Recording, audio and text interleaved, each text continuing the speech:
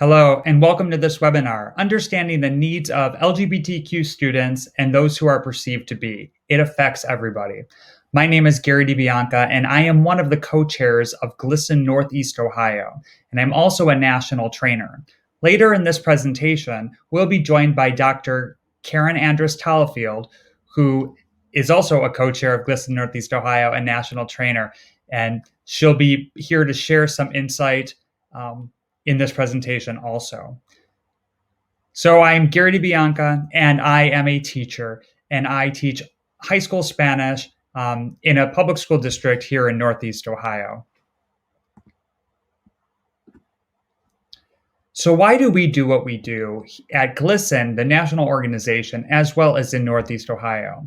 Well, we know that students who experienced high levels of harassment and assault had poor educational outcomes and lower psychological well-being.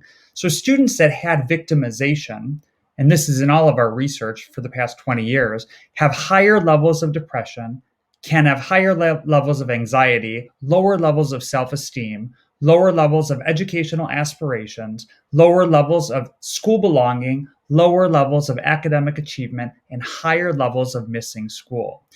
And being in education, we know that all of these do not play well to the overall safety of our students, as well as their overall school experience, which we know will affect how they're doing in our classes, as well as, we look at those district report cards, for example.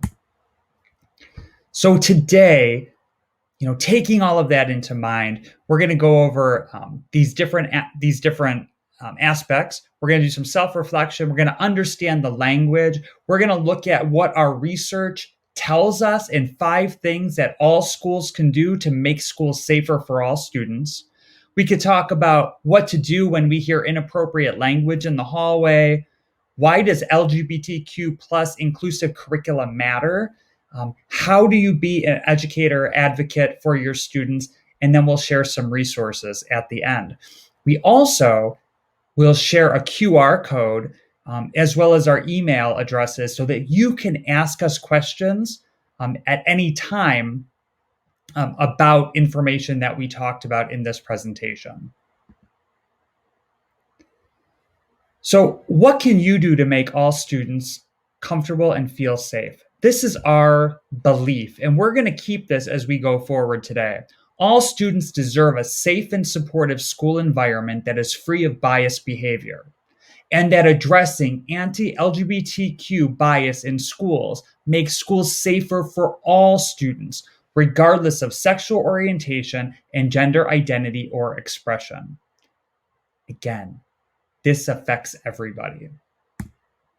So who are you? Let's take a moment, and I want you just to think about and reflect on you as a person. And none of this, right, is to make you feel bad, because we all have bias, we all hold some prejudice, we all make stereotypes. We need to recognize those and then move forward and grow throughout today's presentation, as well as all of the work we do in school. So if someone were to come out to you as LGBTQ+, which is lesbian, gay, bisexual, transgender, queer, or questioning, what would your first thoughts be? How would you feel if your child came out to you as LGBTQ, your mother, your father, a sibling? Have you ever been to an LGBTQ social event, a march, or a worship service? Why or why not? Have you ever laughed at or made a joke at the expense of an LGBTQ person? Have you ever stood up for an LGBTQ person being harassed? Why or why not?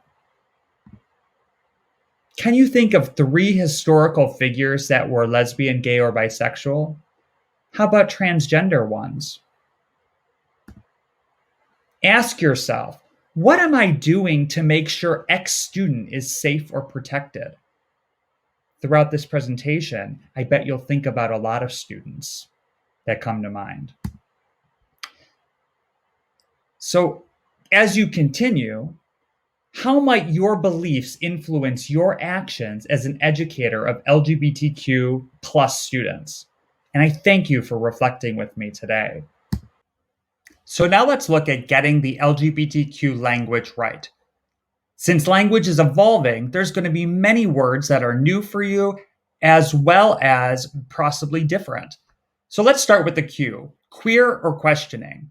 Queer is an umbrella term used to describe sexual orientation, gender identity, or expression that does not conform to dominant societal norms.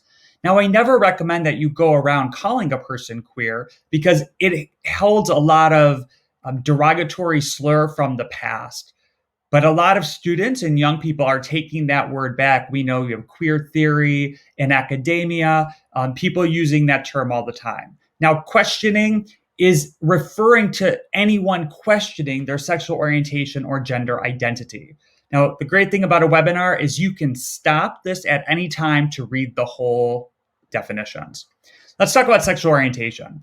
The inner feelings of who a person is attracted to emotionally and or physically in relation to their own gender identity. So you have gay and lesbian. So, gay can be the umbrella term, but it also could mean a male identified person being attracted to another male identified person, lesbian females, and bisexual. You could take bisexual by saying genders like theirs, the emotional or physical attraction to genders like theirs or other genders. Pansexual, omnisexual, someone who is emotionally and or physically attracted to all genders or all identities. So that could be a bit different from bisexual. Again, every person is going to have in their mind how they want to self-identify and use these terms. Asexual is a person who does not experience sexual attraction, but may experience other forms of attraction, like intellectual or emotional. Now, very different than sexual orientation, which we all have. And I need you to know that. We all have a sexual orientation. So it's not like we're just trying to talk about one specific thing. This affects everyone and all people, as we've said in our title. Now we have gender. So looking at gender identity is how you see yourself on the inside, the body, how your body exists and change, the expression of how you present yourself. These are all working with gender. Let's look here more. Gender, how we identify ourselves in our brain, right? It's a personal conception of oneself, and it may include man, woman, androgynous, transgender, genderqueer, or many others, or a combination thereof. You have trans or transgender, which is the umbrella term describing people whose gender identity does not match the gender they were assigned at birth or by society.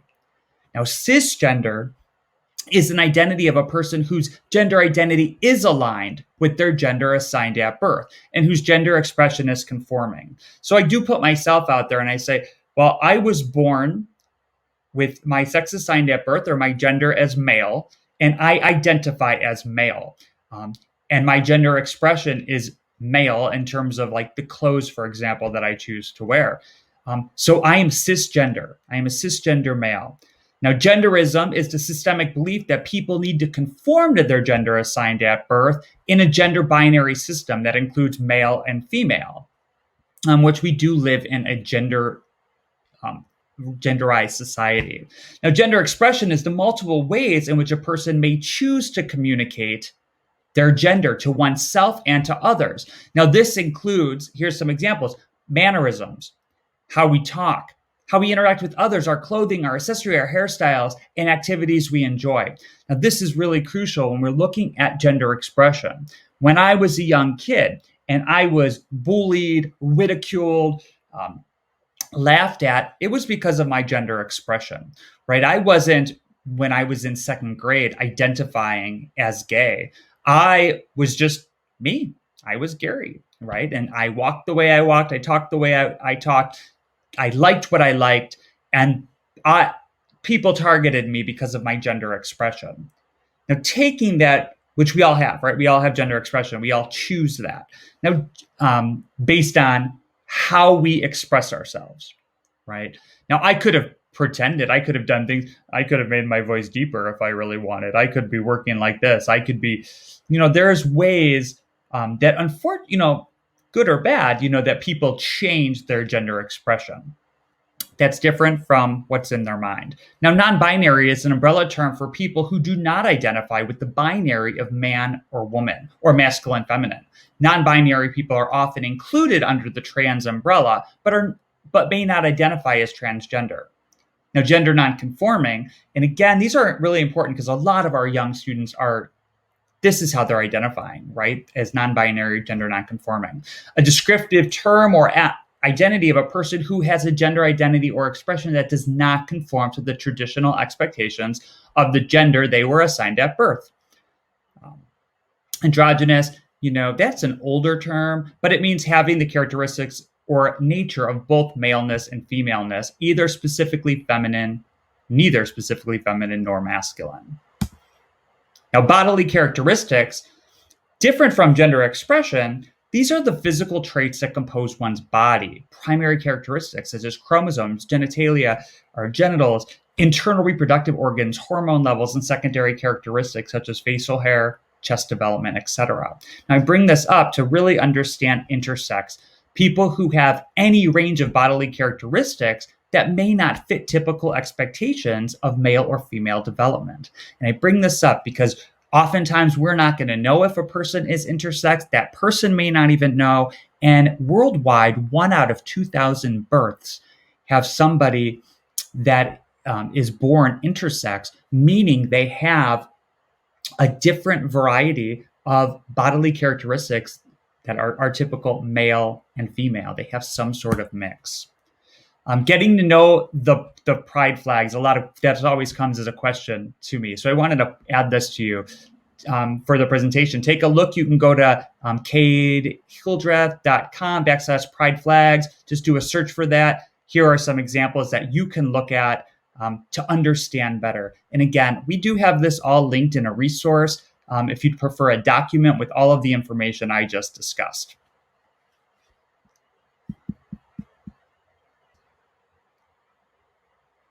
It's all about the students, right? That's why we're here. That's why we're in education. So let's think about identity. Identity is super complex. Let's really think about all of our students and what they're going through. This is what society tells them to think, what their families tell them to think, what they don't even know people tell them to think. Our students are dealing with their race, class, socioeconomics, their age, right? They're young. Our age is always changing. That's one dynamic that is always changing. Their sexual identity, their sexual orientation, their ethnicity, their gender identity and or expression, their ability, their sex assigned at birth, their religion. I add a couple more. Their family structure. Think of all of our students in foster care, adoption, how that affects a student. Their family at home, their parents' education, their language use at home, and their citizenship status. All of this together is their identity. They can't walk in the world. You can't walk in the world. I can't walk in the world with just one of these. What people see, what they think about, what they hear.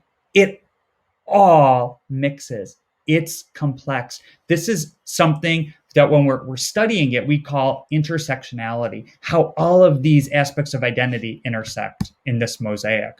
So Kimberly Crenshaw talked about this, right? She first introduced this idea into the intersectionality in feminism in 1989. So it's a concept often used in critical theories to describe the ways in which oppressive institutions, racism, sexism, homophobia, transphobia, ableism, xenophobia, classism, genderism, lookism, etc., are interconnected and cannot be examined separately from one another.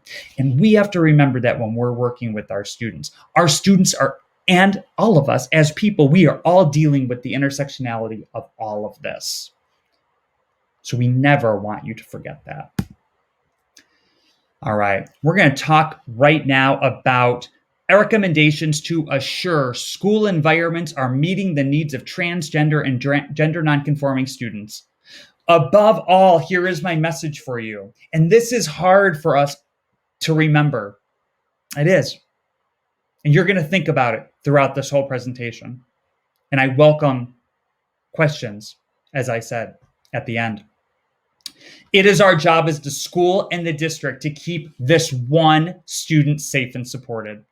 Say you're working with one student. That is our job. That's my job as a classroom teacher. That's on our evaluations. It's on OTES. This is Ohio based, right?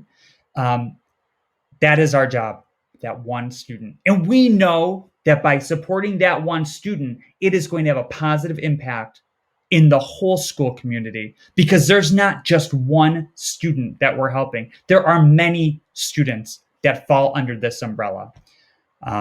It's not about the other students as much as you want to say that, or parents are going to say, well, what about, it's not. The law is not going to support them. It is our job and responsibility to help that one student. Continue to go back to that message today. So are you using the correct names and personal pronouns according to a student's self-identification? We've had a lot of buzz about pronouns, right? My pronouns are he, him, and his. Okay. That's me. When you're referring to me, I would like you to say, he and his and him. Did you meet him? Okay. Many others. Of course, you have she, her, her, Z, here, Z, zim, zir. And more, those aren't really common, but more commonly, you have they, them, and their. Yeah. Some people say they don't have a preference, right? Some people say, I choose not to use pronouns. If you're ever not sure about using a pronoun, use their first name. Just always use the person's first name. You never have to use a pronoun. Pronouns are little hints in language that help us. Remember, I'm a language teacher. I'm a Spanish teacher. And so, they're just there. We never have to say them. I could always say Gary, Gary, Gary, Gary, Gary. Did you see Gary? Did you see Gary's cat? You can always just use my name. Do that with students. But if a kid asks you to do something, because that first week of school, almost all of us, we say, oh, hey, nice to meet you. What do you want to be? What do you want your name to be? You're a Jonathan. Are you a John? Are you a Johnny? Are you a Jack? Right? And we often do that. Like, we let them choose. The same as is this. They're going to tell you a name they want to use, and they're going to also possibly say their pronouns that they want. Now, on my student interest survey that I do at the beginning of a year all the time, I say, hey, yeah, what do you want? Right? Tell me which pronouns. A lot of kids don't understand that, but you know what? The kids that do understand that, they're like, whoa, this teacher gets me. This teacher just asked me this. This is a huge deal. And then I have a conversation with them and I have to say, hey, kid, this is awesome. I'll do it. Do I use this with your parents? Do I use this with other people in the school? How comfortable are you? And that's a conversation you have to have with them, because we never want to out a student. We never want to tell other people about this confidential information that they just shared with me. And we'll talk about that in a little bit. Yeah, 2019, all of you, like my grammarians out there, I'm not going to use they. I'm not going to use they with one kid. Yeah, the dictionary. All right. So Merriam-Webster, the non-binary pronoun they has been added to the dictionary. It is used in a singular way. We've done this all the time. Whenever I talk about my students, I do this, right? I used to teach at a single gender school. I taught in an all girls school. So then it was easy. Like, I could just always use she. All right. But I don't teach in an all gender environment any longer. So I have to use they, and I use they with my students all of the time. It can be done in the singular form. Assure all students have access to gender appropriate restrooms, meaning they are permitted to use a restroom based on their self-identification. And this is important. The law is going to support our students in elementary as well as secondary school. So what programs do you have in place in your school to allow this to happen?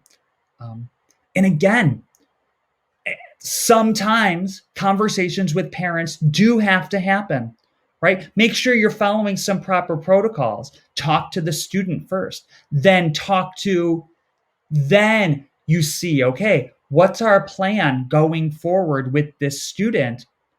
Are the parents on board? Are they not? We do want to make sure that this one student is safe, right? But again, I go back to, it's not about the other students, it's about the safety of this one student. Oftentimes, we could give a nice, provide access to a gender neutral restroom, a single stall bathroom identified as gender neutral. These are amazing, and hopefully in your school environment you have these. My school finally got one, and it changed the climate for a large group of students.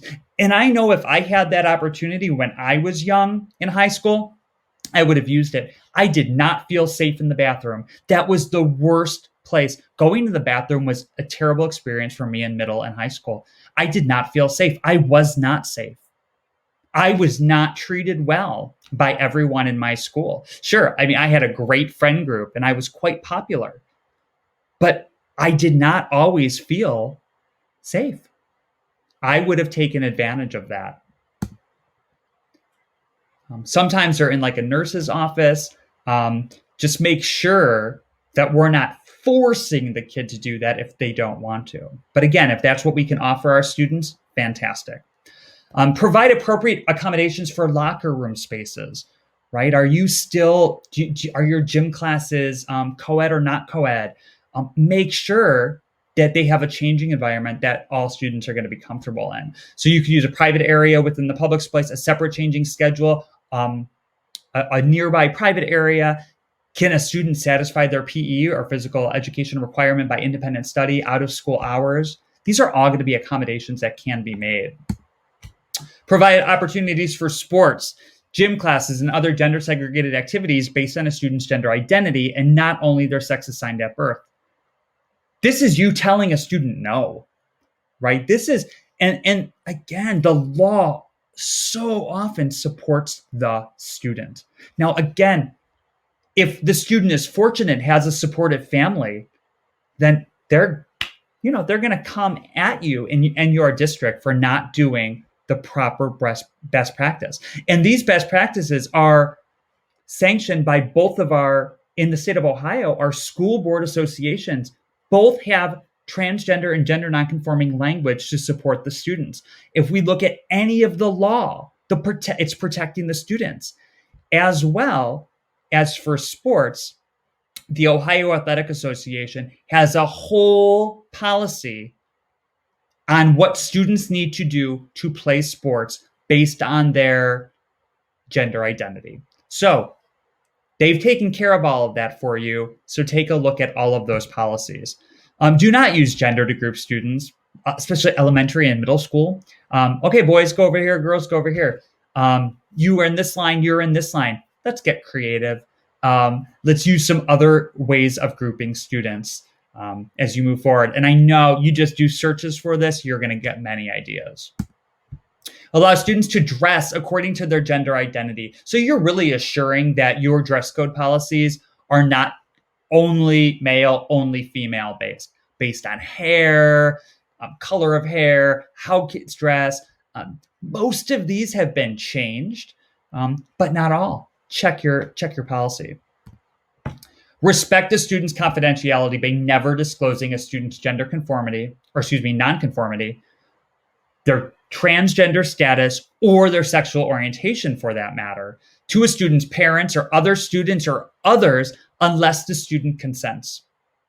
So if a student talks to me and tells me something, I absolutely should not run to their parents unless, as well as the policy in your school, unless, of course, a student is harming themselves, being harmed by someone else, or harming another person. In those contexts, we are mandated by the state to respond, and we have to advocate for the student and let somebody know. But unless those three things are happening, right? Unless there is self-harm, someone is harming them, or they're harming another person, in no way do we talk about this. This is their confidential business. And that's crucial in all of this. Now, you have a discussion with the student when you find something out, and you find that out. And hopefully your school has some best practices around that. Assure your school curriculum and school resources have positive role models and access to accurate information with regard to trans and people and issues. And we're going to have a whole section of this webinar today about that. These best practice statements are not just from Glsen. They are from the American School Counselor Association, the National Association of School Psychologists, the National Education Association, ATF. They all have these guidance. One document I love is called Schools in Transition, a guide for supporting transgender students in K-12 schools, and that could be found at genderspectrum.org. Our research, what has all of our research told us over the past 20 years? And actually, Glsen's been around for 30 years. So some of our reports, all of these are downloadable free at glsen.org/research. Erasure and Resilience, the experience of LGBTQ students of color in U.S. schools. So there's many reports on this for Asian American and Pacific Islander LGBTQ students. There's a report about Black students, Latinx students, and Native and Indigenous LGBTQ youth. Great resources. Supporting safe and healthy schools for lesbian, gay, bisexual, transgender, and queer LGBTQ students. Separation and stigma, transgender youth in school facilities. Again, whole research reports on that topic. Educational exclusion, dropout, push out in the school to prison pipeline among LGBTQ youth. Involved, invisible, ignored, the experiences of lesbian, gay, bisexual, and transgender parents and their children in our nation's K-12 schools. Playgrounds and prejudice, elementary school climate in the United States. We also have 20 years of research in something called the National School Climate Survey. And this is the 2019 version. What have 20 years of research told us? Well, it shows that dedicated support for LGBTQ students and works, that it works, and victimization based on sexual orientation has decreased over time. Look at that with the verbal harassment going down. This is self-student reported from 50 states. In every state, we have a mix of rural, urban, and suburban 6 through 12 schools. All right. Here we have physical harassment is down and physical assault is down, which is wonderful. Again, you can get an executive summary as well as the full report at glsen.org/research. And they make some great parallels among the 20 years of research. It's a whole body of research. What in the 2019 as well as 2017, what can you look for? Exposure to biased language, exposure to harassment and assault, the reporting. Is it reported? Discrimination based on expression, extracurricular activities, gender segregation, school climate, and educational aspirations. They look at achievement, absenteeism, discipline, belonging, psychological well-being, utility of resources and supports in a school, demographic comparisons by race and ethnicity, insight on bisexual students, and school climate over time. There is so much here, and so often I hear from people as we use your research all the time, and that's wonderful. It's not my research, and I don't talk much more about research here, besides telling you that it is all there for you. So our data from 20 years tells us that these 5 steps make school safer for all students. 1, professional development like this. This professional development needs to be in your schools. We know if we look at the 5 things, and I'll go through them today, professional development like this. So share this webinar with people, invite us in. We will come in and do presentations for you. Glsen Northeast Ohio, for example. Enumerated policy is the second one. Adopt and implement a comprehensive bullying harassment policy and law. By doing this, and if we do it the right way, this is what we want to see. Now you can go to www.glsen.com/policy. All of this is there for you. It's amazing, the resources. Encourage staff intervention. Enumerate personal characteristics such as sexual orientation and gender identity and expression, among others. These are the most effective ways of combating anti-LGBT bullying and harassment. It's when they're articulated and when students know they're articulated. And everyone in your school can fall back on that and say, we are not accepting this in our school climate. And it affects everyone. Define clear and effective systems for reporting and addressing incidents that students experience. I get calls at this organization, right? And emails that says, well, my district didn't do this for me. And I'd be like, well, they need to. Can I come in on your behalf and advocate for you? Right? Because are you following your systems? At glsen.org/policy. Enumeration, there's a one-page PDF. If you don't understand enumeration after we talk today, check that out. It explains everything. A model district policy on transgender and gender nonconforming students. This helps a district make a plan. There is a state model policy, the district as well as school ones. They're short, 8 pages to 2 pages. It's all something we could just pick up. There's also an amazing document on there. Why not supporting safe schools can be expensive. You know what?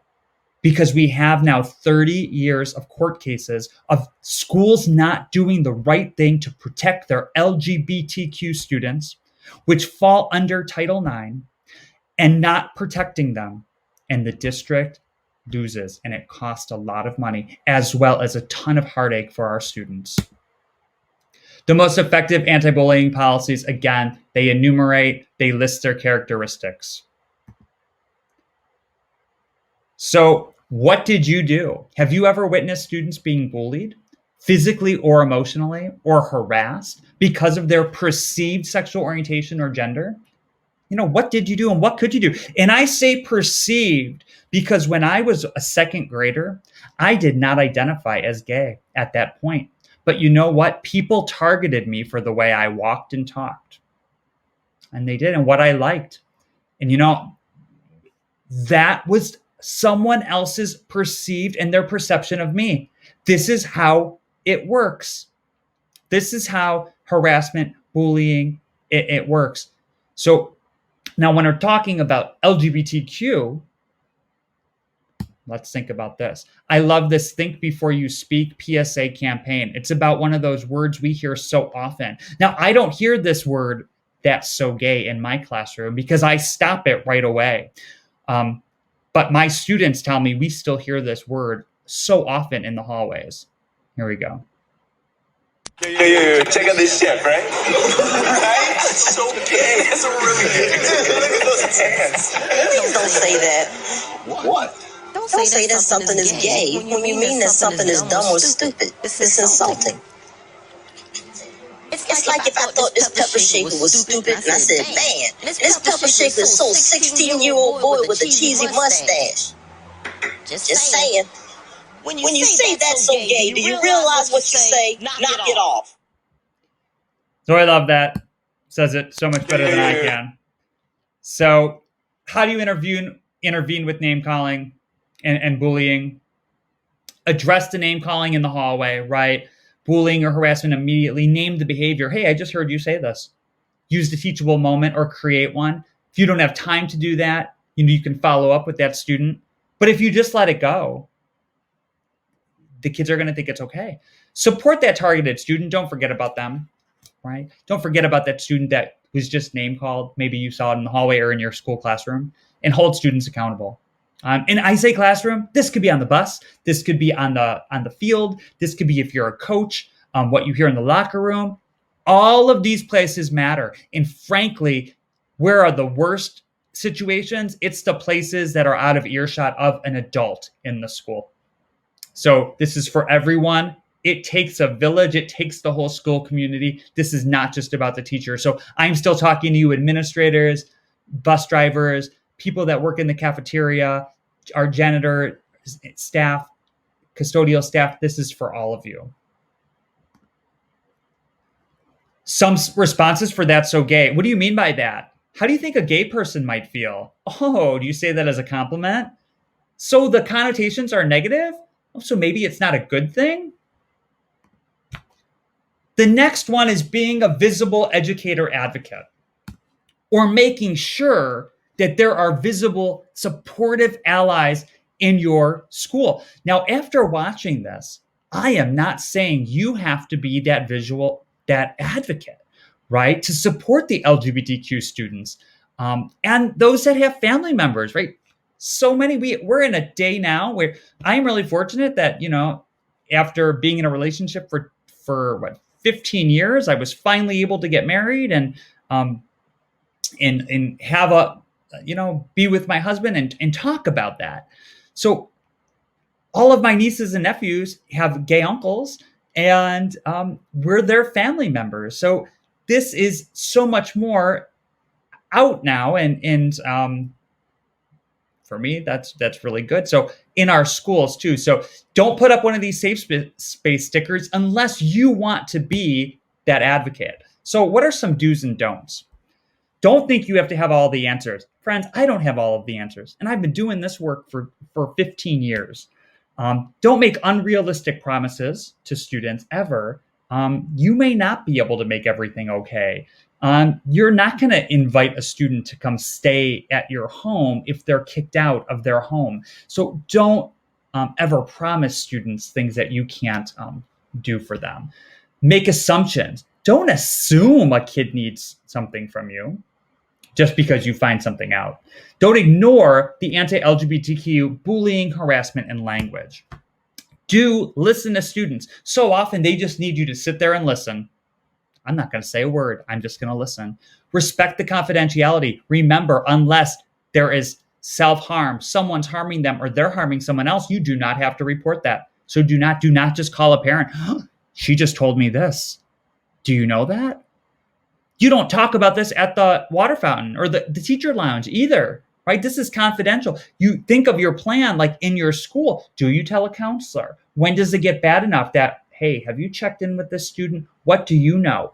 Before identifying this and revealing this, this is hard. I understand. But look for that support system in the school that's really going to help this student out. If they need help, right? They may not need help. Be inclusive in gender neutral language. Use that language, Be conscious of your own bias, like we did at the beginning of the session. Seek out knowledge. You're always going to learn more. They tell you something, look it up. That's why we have Google.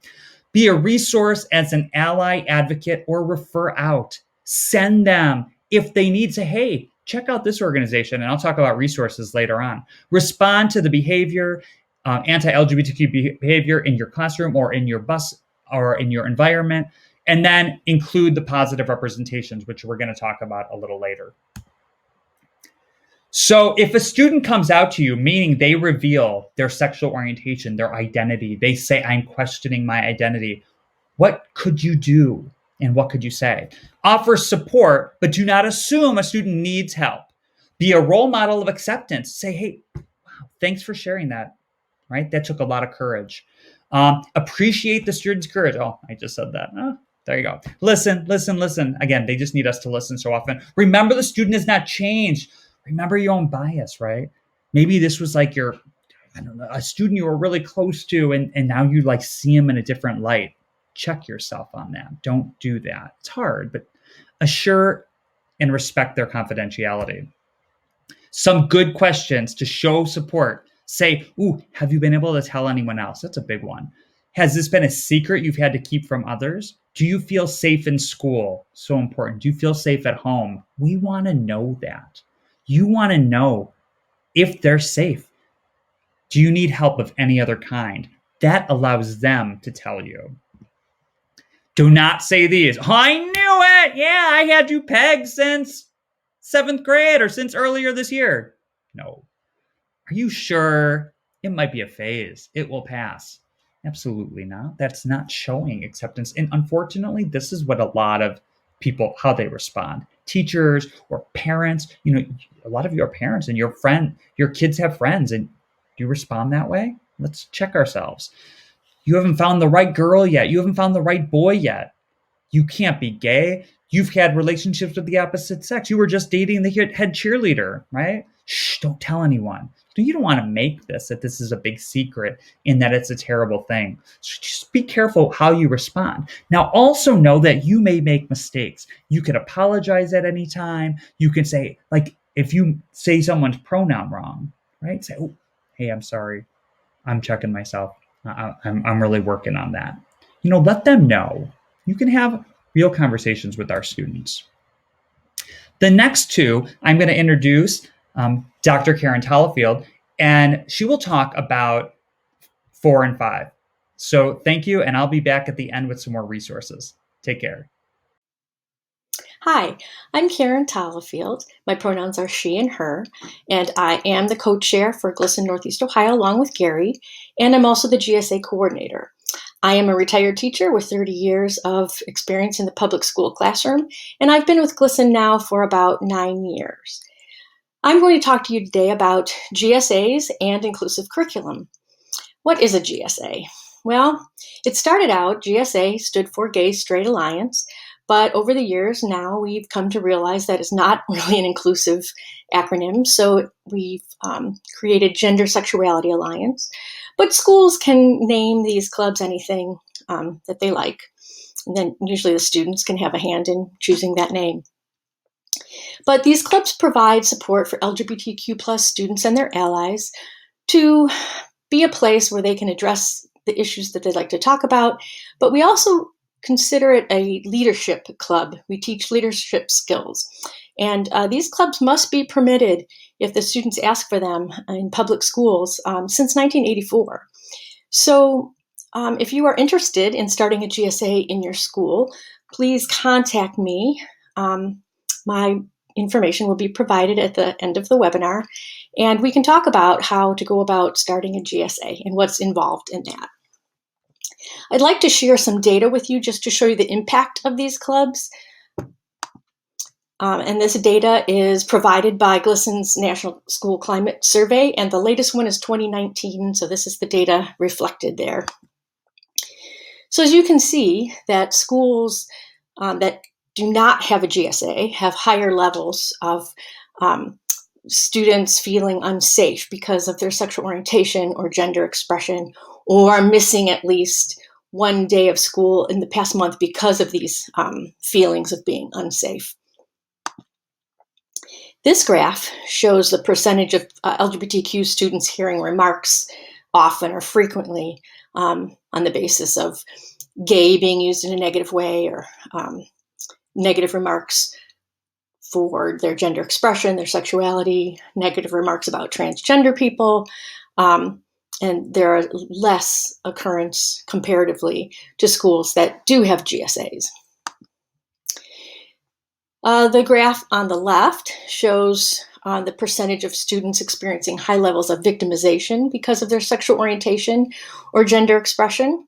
And the graph on the right shows that having a GSA leads to more supportive school staff for their LGBTQ students. And then this graph shows that when a GSA is present in a school, intervention is higher. So staff and students will intervene. They'll step in when they are seeing this happening to their LGBTQ students.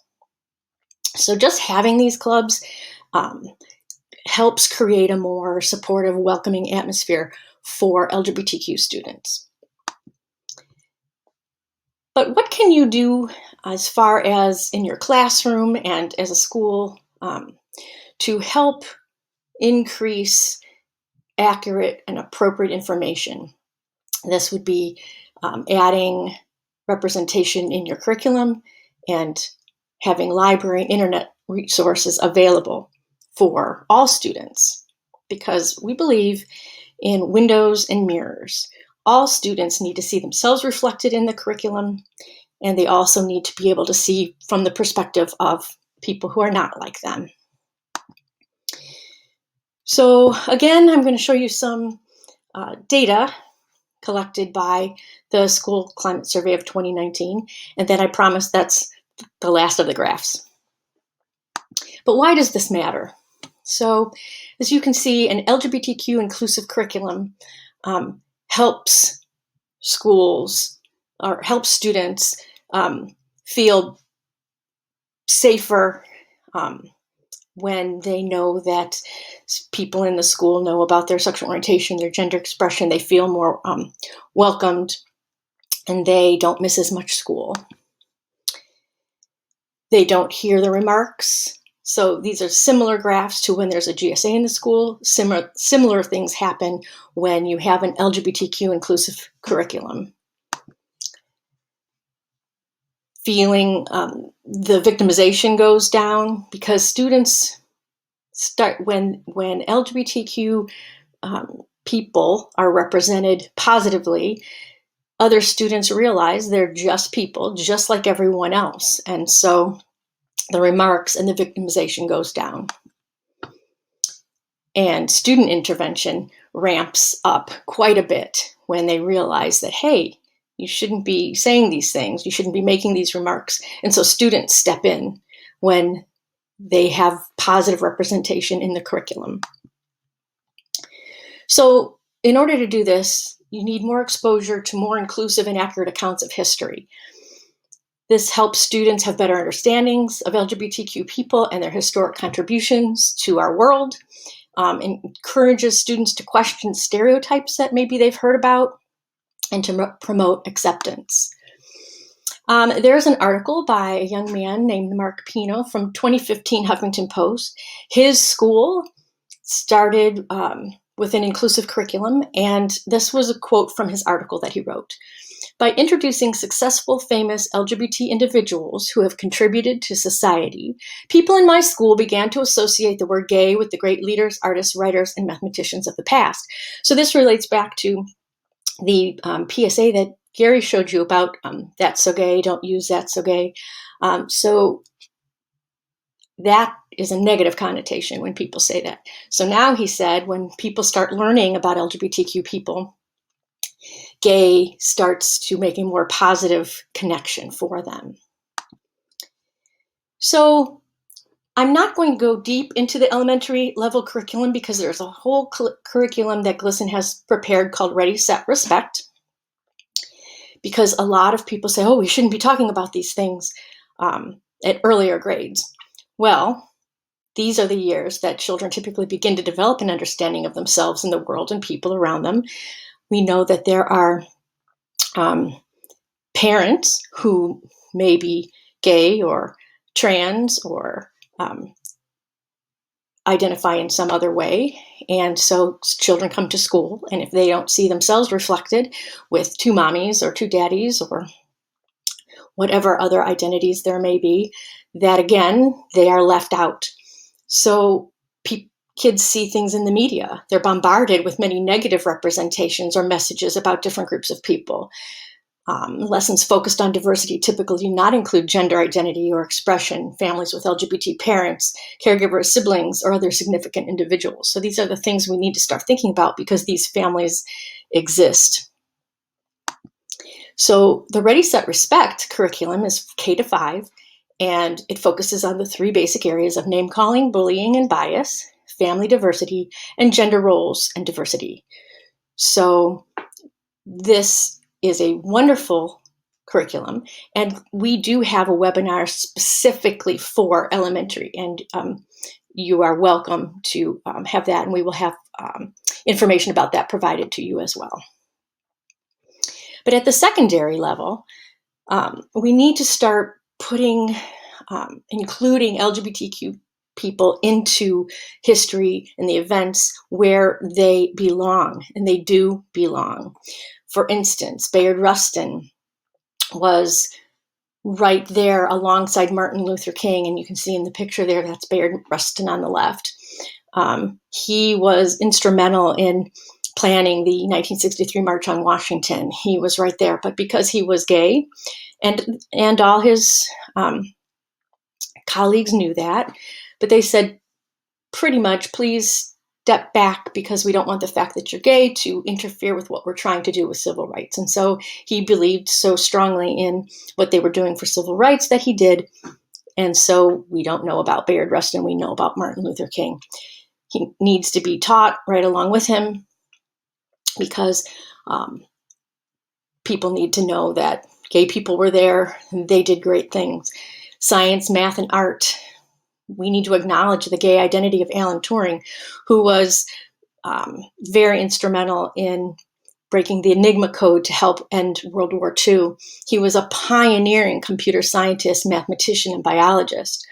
Frida Kahlo's bisexuality was very important in her artwork. And so it's just very important to show students, when you're teaching about these different people or these different events, that LGBTQ people were there, they're important, and they're people like everyone else. In language arts, we have these contemporary authors of Alice Walker, David Levithan, Langston Hughes. We read these books by these people all the time, but do we mention their identity? It's very important that we do, because students sitting in your classroom, you may know that they identify LGBTQ plus, or you may not, but it doesn't matter. They need to know that there's a future in all these different contexts, in these content areas, because they're mostly familiar with LGBTQ people who are entertainers. Musicians, artists tend to come out more than people in other areas, scientists. So they need to know that there is a future if that is their interest. Not everyone is going to be a musician or an entertainer of some sort. That's why it's very important that athletes, professional athletes, come out. I hear a lot of people saying, so what? Who cares if they're gay? They need to play ball and be quiet. Well, no, because we need to stop the stereotype. And they need to know that there is room for LGBTQ people in the world of sports as well. But at all levels, from elementary throughout, using literature that accurately reflects the lives and families of this population is a necessity in order to show all students that lives of LGBT people matter and are important. Reading picture books that incorporate same-sex parents or transgender, gender non-conforming children in the early childhood or elementary classroom is so, so important. Allowing teens to read books about same-sex relationships featuring LGBTQ plus inclusive experiences, so very important. Again, we need windows and mirrors. All students need to see themselves reflected in the curriculum, and all students need to kind of view the world through other people's experiences as well. So I have a few resources to tell you about. The American Library Association provides book lists, award-winning book lists. So you can be assured that when you go to these book lists, you are getting quality literature that has been vetted. Stonewall Book Awards and Rainbow Book Lists from the American Library Association are two great resources. And the School Library Journal also has put together a list of books that they feel are wonderful assets to your classroom and your library. So please check those out. The Diverse Books campaign goes beyond LGBTQ. They're talking about diversity of all kind, ethnic and racial. And that is, if you just Google weneeddiversebooks.org, you can kind of see what they talk about. They have book lists, excuse me. John Green, the young adult author, has a great little YouTube video, short one, that talks about needing diverse books, why we do. And I include these here because for those of you sort of on the fence, I think it might help give you some perspective. And for those of you who are already, wanting to do these things, it gives you sort of a backup if you have any pushback from anyone, that kind of helps give you some something to lead them to. Just very quickly in writing, here are some different types of prompts that you might think about that could get a conversation started. Personal narratives, talking about gender roles, families, persuasive essays regarding these things, and marriage equality, transgender bathroom laws. These are still issues that need to be discussed, expository writing prompts, talking about different portrayals of gender in the media, how it affects society's understandings. Just quickly, these are a few things that you could incorporate into your classroom right now. If you are looking for people to incorporate, say you're a history teacher and you say, okay, this is great, but I don't know who was LGBTQ and how it relates to my curriculum. So I have, all you have to do is Google famous LGBTQ plus people in science, history, math, and you will find what you're looking for. I just have a quick representation of a few people like Sir Francis Bacon, and in there is Willa Cather and Alan Turing and James Baldwin and just all kinds of people that we know of. Some of you may know that they identified in the LGBTQ spectrum, and some of you may not. So just Googling, and if you incorporate them into your content area, I'm not saying you need to make a whole, let's have a LGBTQ day. No, they fit where they fit because they're everywhere. They're in every content area, and they need to be taught, and their identities need to be mentioned. Great educator guides are available at glsen.org/educator/resources. There are even some guides for coaches in the athletic area. So please do look at glsen.org for some of these great educator resources. And I like to end my segment with William James's quote, "Act as if what you do makes a difference," because it really, truly does. And I thank you for having us with you today. And Gary now will end off the presentation by providing you with a few more resources. And I hope you will contact me if you need anything regarding GSAs and inclusive curriculum and anything else that you may need in this area. Thanks so much. Thank you, Karen. And as she mentioned, we're going to follow up with resources right now. So by visiting glsen.org, you have access to all of these materials for free. Glsen supports annually these days of action: Solidarity Week, No Name Calling Week, and Day of Silence. And although those events only happen once a year, their resources, lesson plans, and materials can be used throughout the whole school year to enrich any activity you are doing in your school. There's also a page about GSA formation. Remember our research page, glsen.org/research, where you can find all of the materials we discussed today in the research section. Ready, Set, Respect is an elementary toolkit for how to address these issues with your elementary school students. I actually like using a lot of those resources, even with my middle and high school students. And then the Safe Space Kit is available for download, which is a lot of the ideas that we talked about today. And that's easy to share with colleagues. Locally, there's many organizations that you can find to help parents understand the experiences of LGBTQ people as well as youth. The CDC has a site, and these resources are attached in this presentation. There are local community centers, like, for example, the LGBT Community Center of Greater Cleveland. PFLAG chapters are throughout our 23 counties here in Northeast Ohio. That is a place for parents and friends to go to learn more about the LGBTQ experience. For students or family members who maybe have recently come out as trans, Out Support Medina, Trans Ohio, Trans Alive in Akron, and Trans Family in Cleveland are all great resources. Equality Ohio and ACLU of Ohio are two places to go get the best recommendations when something has to deal with the law, and they give you free guidance there. If there's ever a case of suicide, we recommend going right to these organizations. or making sure that a student or anyone is in contact with the appropriate hotlines and crisis lines that are needed. Today, there is the follow-up. Here is a QR code. This is a survey just to let us know about this webinar.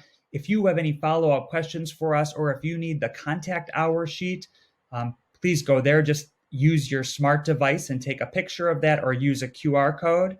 Again, you can reach Karen and I. Our email addresses are there. So I thank you for your commitment to education and learning about how to make schools safer for all. Thank you very much. Take care.